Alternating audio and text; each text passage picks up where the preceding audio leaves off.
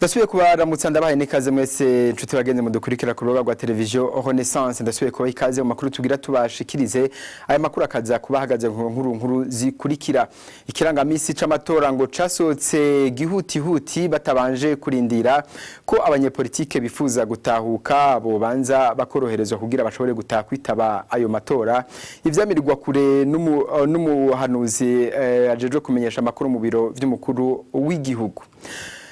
Go igihe c'amatora kiraraje ishinga umugwi wa ONU ujejwe amatohoza kuma bari karaba mu Burundi mukaza gukurikira Françoise Hampson aho yemeza ko mu cegeranyo batanze ku munsi wa gatatu amabari karakogwa n'imigwi y'imbonerakure CNDD FDD. Nayo ubwicanyi buriko buraba mu gihugu ca Afrika y'Epfo busa n'uburiko buragabanuka mu gisagara ca Johannesburg. Umukuru w'igihugu Cyril Ramaphosa akaba yiyamiriza ubwo bwicanyi nayo Musa Muhammad akaba asaba yuko abagirizwa ubwo bwicanyi borengutswa imbere y'ubutungane.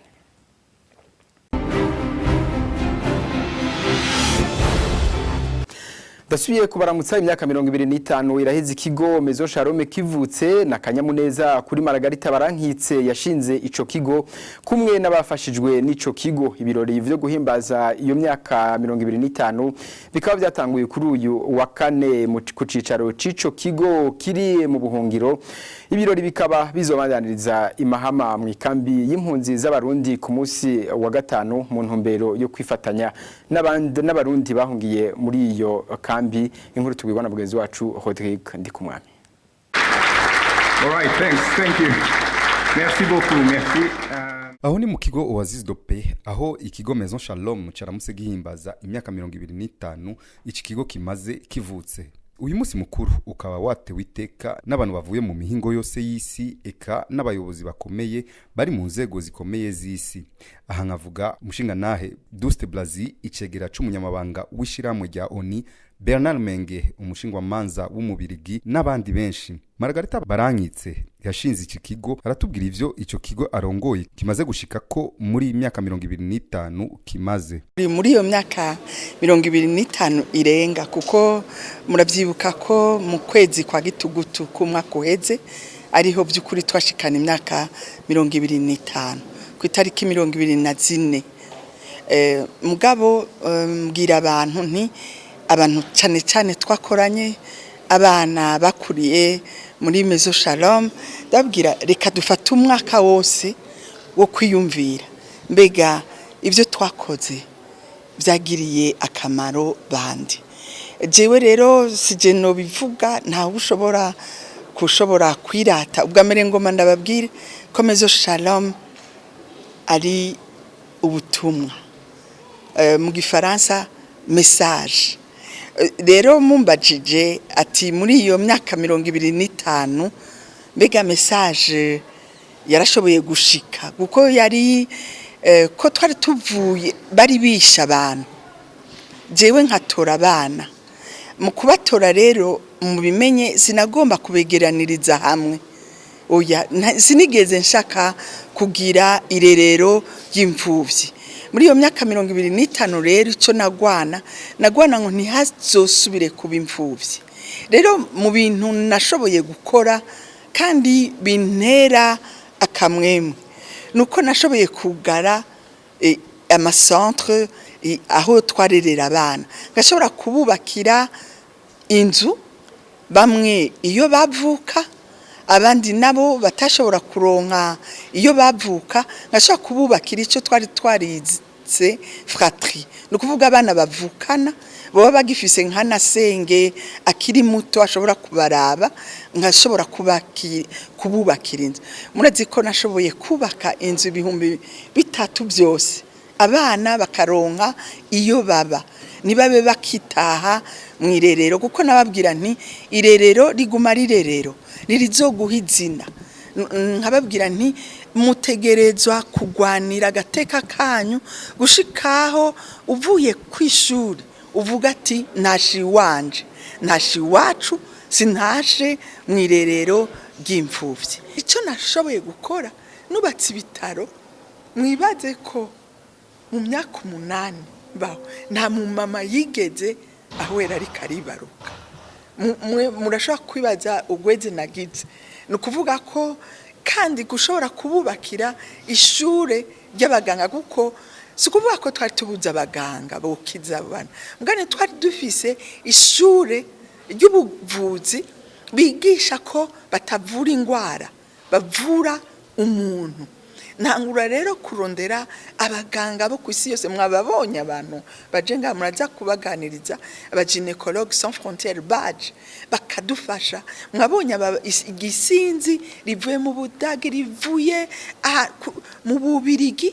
Ni ukuvuga ko jewe nabibonye ndarira. Nawe iki kigo gisigaye gikorera mu gihugu cy'u Rwanda ntivyabujije ko iki kigo ca Maison Shalom kubandanya imigambi myiza yo gufasha ugwaruka kugira gwiteza imbere naho ruri mu buhungiro mu gihugu cy'u Rwanda. Fura Shadrake ni umurundi yahungiye mu gihugu cy'u Rwanda. Ikigo Maison Shalom kikaba caramwigishije imyuga. Kuva ndayimenye Maison Shalom yaramfashije ibintu byinshi, yaranyigishije imyuga itandukanye kuva 2016 2017 iranyigisha imyuga itandukanye izo ntunga mu buzima bwanje n'abagenzi banje twari kumwe kwereza isaha tubayeho neza nta kibazo. Twarize umwuga wo guteka mu mahoteli atandukanye, twarize patisserie, byinshi yatwishije ibintu byinshi bitandukanye, iratwiza no kubana n'abantu ku ndero abavyeyi baduha. Maison Shalom yarongeye ko indero nyinshi cyane, n'abasakazi nabo twiganye bose nta no mashomereye, twese turafise akazi tubayeho neza. Iyo umuntu abayeho atawutega amashi ushobora gukora ukishyura inzu, ukashobora kugura impuzu ukambara neza atakintu buze, aho niho umuntu uvuga ko no bambayeho neza kubera Maison Shalom. Eka n'abajeje kuburanira ababuza ababo kuva Petero Nkurunziza yihagiye ikiringo ca gatatu nk'umushingwa manza Armel Niyongere ngo ivyo ikigo Maison Shalom gikora nivyo gushigikira.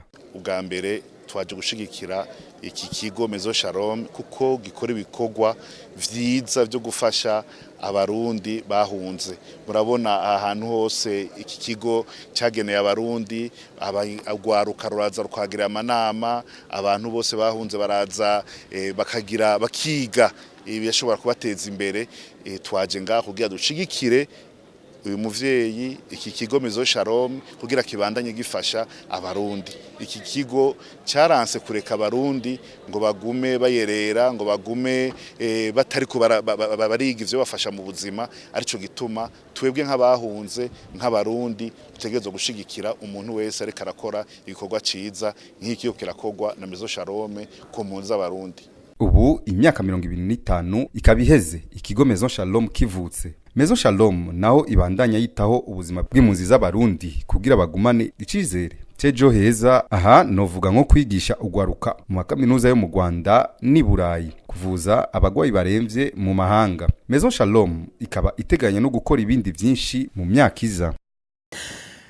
Amakuru ajanye na politike mu kubandanya amakuru kirangamisi c'amatora cashizwe ahabona n'umugwiseni ujejwe gutegura amatora ngo shasohotse gihutihuti. Ivyo nibishikirizwa na Niseti niyo nkuru arongoye umugambwe SDP. Kubwiwe ngo bari biteze ko ico kirangamisi kibanza kurindira bamubanye politike, basavye ko bokoroherezwa kugira bashobore kwitaba ayo matora, akagiriza umugwiseni ko uriko urakoreshwa n'ubutegetsi. Kuvyerekeye urutonde umugwiseni wasohoye gwingene amatora azogenda, twebwe mu mugambwe w'iseruka rukamvye SDP tubona ko ari ibintu vy'ibihutihuti, kuko igihe twavuze yuko tugira dutahe kandi ntivyari ibinanga tugomba gutaha kuza mu matora abakiri hanze. Twabivuze ku itariki zine z'ukwezi k'umunani, turavuga yuko hari ibintu bitaratunganywa neza kugira ngo dutahe mu mahoro.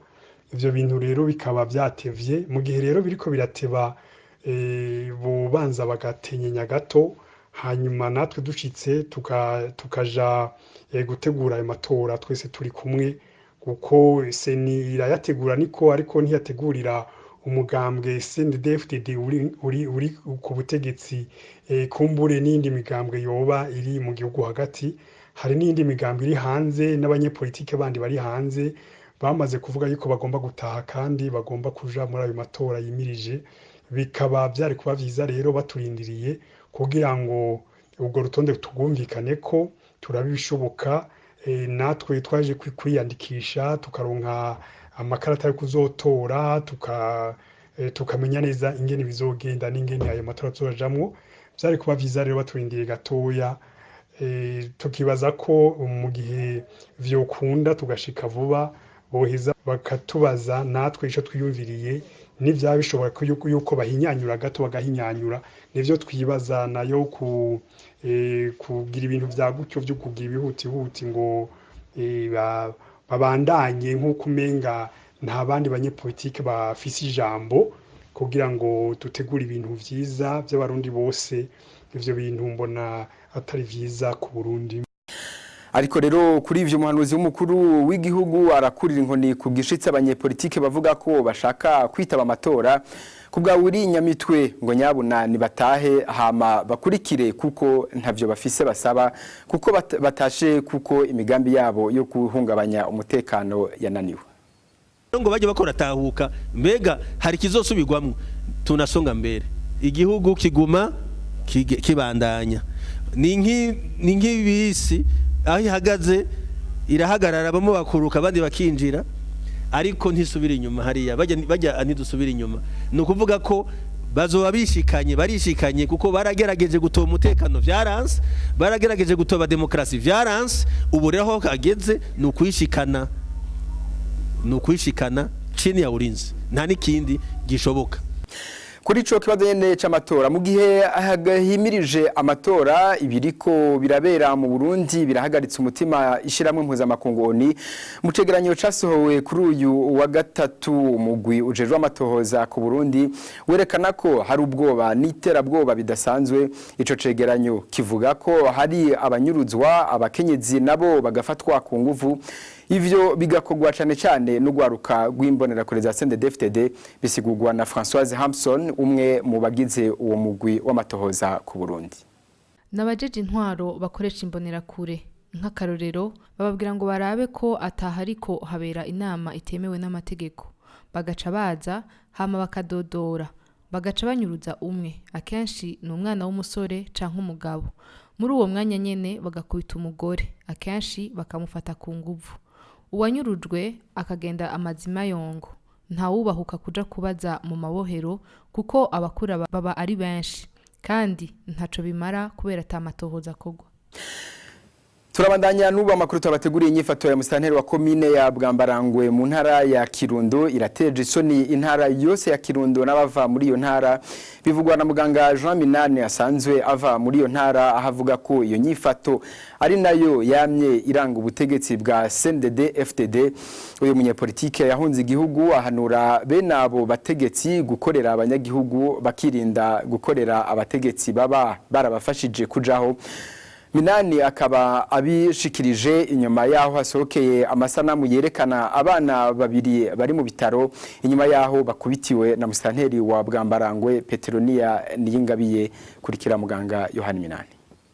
Bwira umusitanteri ko yategereje abanyakirundo bose agatendereza intwaro yiwe ya CNDD-FDD ngo byo ntibikangaje kuko niko bahora n'akamaramaza iwacu mu cyumba gukora kamuna kuva na kera noneho n'abo batari ko bari muri CNR habaye ibirori nkabijya nta bana bari kubeka kugenda na kera noneho muri bya ntara na cyangwa muri bya komine ya Bwambarangwe bamenyere gutamba niyo nabiretse bakuru bava bambere na mbere habaye ibirori nkabijya abantu bagenda bagatamba cyangwa bagashungera naho yo barimo kuko n'abahora ivyimvira kuko burya naho bavyanka niba yaramaze kugenda yaragiye so kubera ko yamukubise bya azokabayo ahubwo atsotuma n'abandi bose bamenya uwo mugambwe cyangwa bamenya kwanka CNDD-FDD kushwa hora bayanga umusange niko yamye ubwo bwa mbere yamye ari umuntu atwarira hejuru ataco yibanga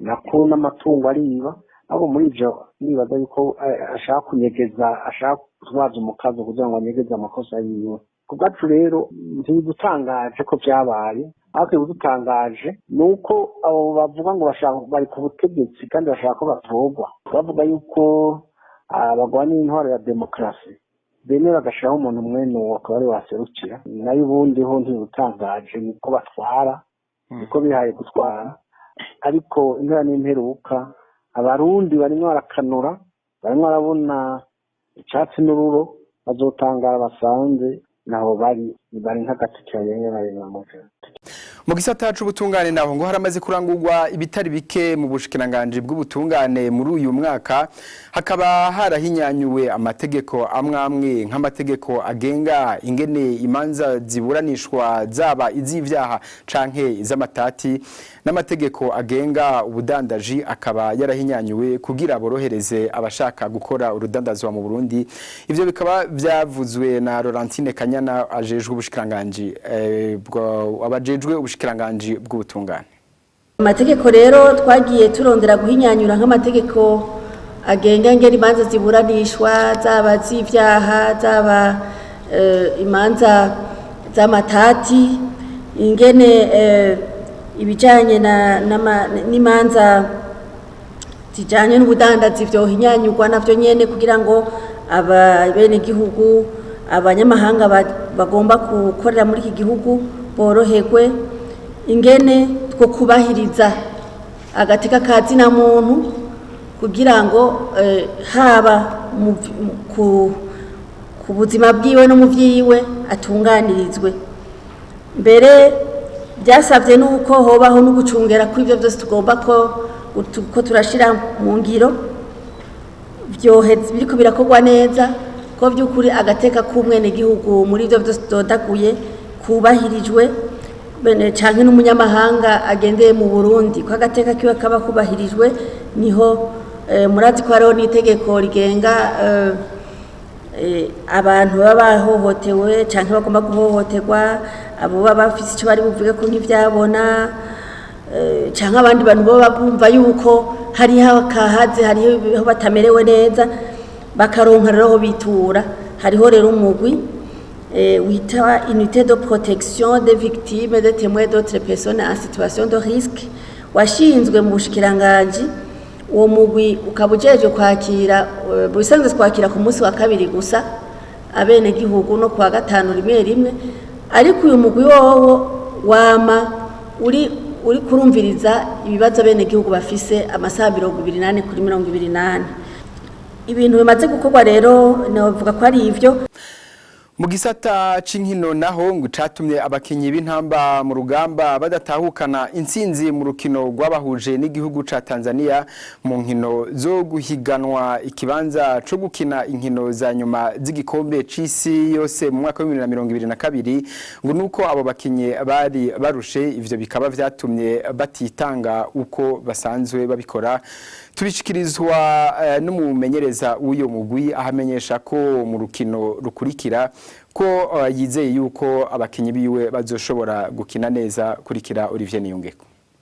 Uraje ngene urukino rwatanguye umengo turarushe habaye akantu twitanze nuko vyari bikwiye kandi ngo nayivuze murasubira abajure benshi batararumenye kuri batubirantema tubanibaza ikiso tubuze ku rukino rwa mbere nibaze ntibaciye abantu ntibacikanye ntibirahera twabonye ko bishobora gutwatse kandi mwabonye ko ari strategy twakoresheje birogaragaza kurira abakinyi ko bizogenda hari nibaze ko atanguranye nta kirafa kandi ndizeye gose ndijeje abarundi iyo urukino twakinye ni bwiza kandi ndabona ko gusubiza bizoba guza gusumba.